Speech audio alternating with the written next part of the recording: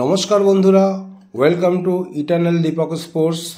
আর আজকের এই ভিডিওতে আমি তোমাদের সাথে আলোচনা করব দল গঠনে মোহনবাগান এত শৌখিনতার পরিচয় দেয় কি করে, বা এত বিচক্ষণতার পরিচয় দিয়ে করে, আর ইস্টবেঙ্গল দল গঠন নিয়ে এত ব্যর্থ কেন, সেই নিয়ে আলোচনা করতে গিয়ে ইস্টবেঙ্গলের 3 প্রাক্তন কি তাদের কথাবার্তায় উঠে এলো তাই নিয়ে আজকে আলোচনা করব। আইএসএলে মোহনবাগানের হিংসে করার মতোই সাফল্য, একের পর এক পালক যোগ হয়ে চলেছে তাদের মুকুটে, যেখানে লাল হলুদের পারফরমেন্সের গ্রাফটা যে বরাবরই নিম্নমুখী। কোথায় সমস্যা হচ্ছে? কলকাতার দ্বিতীয় প্রধানের বাগানের ইতিহাস লেখার দিনে লাল হলুদের ব্যর্থতা নিয়ে কাটাছেড়া করলেন ইস্টবেঙ্গলের 3 প্রাক্তনই। ফের আইএসএল চ্যাম্পিয়ন মোহনবাগান 2024-25 মরশুমে তারা ডাবল জিতে লিখল ইতিহাস। মুম্বাই সিটি এফসির পর আইএসএলের দ্বিতীয় দল হিসেবে এই কৃতিত্ব অর্জন করল সবুজ মেরুন ব্রিগেড। গঙ্গাপাড়ের ক্লাবে যখন আলো রোশনাই, তখন অন্ধকারে ডুবে তাদের প্রতিবেশী ক্লাব ইস্টবেঙ্গল। ইন্ডিয়ান সুপার লিগে মোহনবাগানের হিংসে করার মতোই সাফল্য। উল্টো দিকে ইস্টবেঙ্গলের লাল হাল একেবারে অথৈবচ। মোহনবাগানের সঙ্গে সমানে সমানে টক্কর দেওয়া, একে অপরকে ফালা করে দেওয়া, বাগান কোনো সাফল্য পেলে পাল্টা প্রত্যাবর্তন করা, সে চেনা ইস্টবেঙ্গল এখন আর কোথায়?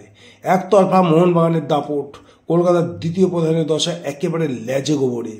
আইএসএল জবে থেকে শুরু করেছে 2 প্রধান, সেই সময় থেকে এই পরিসংখ্যান দেখা যাক, তবে ফারাকটা পরিষ্কার হবে।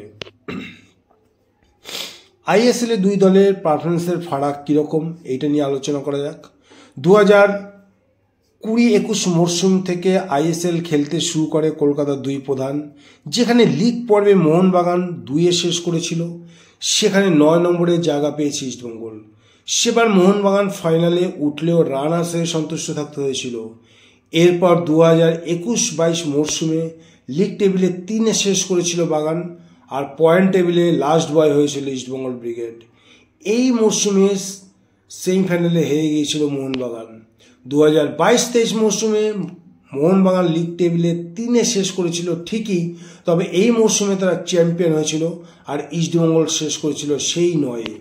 2023-24 আবার সবুজ ব্রিগেড লিগ শিল্ড জিতেছিল, তবে ফাইনালে হেরে রানার্স হয়ে সন্তুষ্ট থাকতে হয়েছিল। এবারও ইস্টবেঙ্গল শেষ করে 9-এ। 2024-25 মরশুমে ফের লিগ শিল্ড চ্যাম্পিয়ন হয়েছে মোহনবাগান, সঙ্গে ট্রফিও জিতেছে তারা, ডাবল জিতে লিখেছে ইতিহাস, আর এবারও ইস্টবেঙ্গল শেষ করেছে 9-এ। এখন প্রশ্ন হলো, মোহনবাগানের তুলনায় বারবার কোথায় পিছিয়ে পড়েছে ইস্টবেঙ্গল? এই নিয়ে মুখ খুলেছেন লাল হলুদের 3 প্রাক্তনী। কি বলেছেন মেহতাব সিং, আলবেটো ডিলকুনা আর দেবজিৎ ঘোষ? মেহতাব হোসেনের কথায়, এটা খুবই দুঃখজনক ঘটনা ইস্টবেঙ্গল এবং দলের সমর্থকদের জন্য। সত্যি তো এরকমটা আগে হয়নি।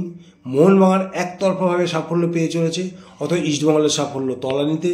লাল হলুদের ব্যর্থতার কারণ হিসেবে আমরা যেটা মনে করেছি, প্রতি বছর কোচ বদল, প্লেয়ার বদল করাটা ঠিক হচ্ছে না। আসলে একটা কোর টিম ধরে রাখতে হবে, কিছু বদল তো করতেই হবে, কিছু বিদেশি পরিবর্তন বা ভালো কোনো স্থানীয় অথবা দেশি প্লেয়ার পেলে তাদের দলে নেওয়া সব ঠিক আছে, কিন্তু প্রতি বছরই কার্যত পুরো টিম বদলে যাওয়াটা বোধহয় ঠিক হচ্ছে না। এর যে ধাক্কা খাচ্ছে ইস্টবেঙ্গল। বার্সেলোনায় একটা সময় সব বড় বড় প্লেয়াররা যখন ছিঁড়ে যাচ্ছিল, তখন খুব খারাপ দশা চলছিল, তারপর ধীরে ধীরে তারা প্রত্যাবর্তন করে।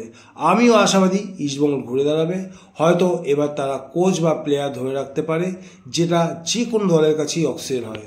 মোহনবাগান কিন্তু একটা কোর টিম ধরে রেখেছে, তারপর কিছু অদলবদল করেছে তারা। এ বিষয়ে আলবেটো ডিলকুনা কি বলেছেন? গত কয়েক বছরের মধ্যে আমরা শুধু সুপার কাপ জিতেছি, মাত্র একটা ট্রফি। এটি খুবই হতাশার, তবে আমি মনে করি অন্ধকারের পর আলো ফুটবে ইস্টবেঙ্গল শিবিরে। মোহনবাগানের ইনভেস্টার ভালো, যেভাবে টিমটা সাজাচ্ছে সাফল্য পাচ্ছে। ইস্টবেঙ্গলের শুরু থেকে নির্দিষ্ট ইনভেস্টার নেই, বারবার বদলাচ্ছে। টিম করতে গিয়ে তারা বারবার প্রবলেমে পড়ছে, এর একটা প্রভাব তো পড়বেই। তবে এই মরশুমে টিমটা খারাপ ছিল না, কিন্তু রেজাল্ট আসেনি। আইএসএলের শুরুর দিকটা আরও একটু ভালো করতে পারলে তবে হয়তো সুপার 6-এ পৌঁছে গেলেও যেতে পারত, কিন্তু সেটা হয়নি। যাই হোক, আমরা সবাই তো প্রত্যাবর্তনের স্বপ্নই দেখছি। দেবজিৎ কি বললেন?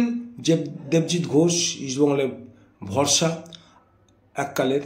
আমার প্রথমেই যেটা মনে হয় সেটা হলো টিম বিল্ডিংয়ে প্রবলেম রয়েছে লাল হলুদের। কোন প্লেয়ারকে সই করানো হবে সেটা ঠিকঠাক হবে। যেটা মোহনবাগান করছে সবটাই খুব পরিকল্পনা করে করতে হবে। প্লেয়ারদের নেওয়া হচ্ছে কোন পজিশনে, কোথায় ফাঁক থাকছে, অঙ্ক কষে দল করতে হবে।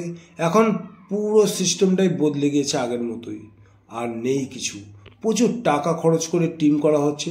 মোহনবাগানের জন্য মিস্টার সঞ্জীব গোয়েঙ্কা ইতিমধ্যে মানসিকতা নিয়ে টিম করেছেন। তার একটা পাখির চোখ, ট্রফি জিততে হবে, যে কারণে তিনি সেভাবেই টিম তৈরি করেছেন।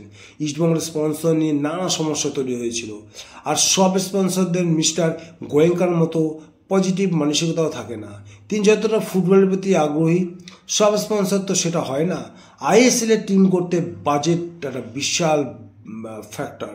তবে আমি বলবো লাল হলুদকে সাফল্য পেতে হলে ভালো বিদেশির সঙ্গে সঙ্গে ভালো স্পন্সরও তাদের জোগাড় করতে হবে।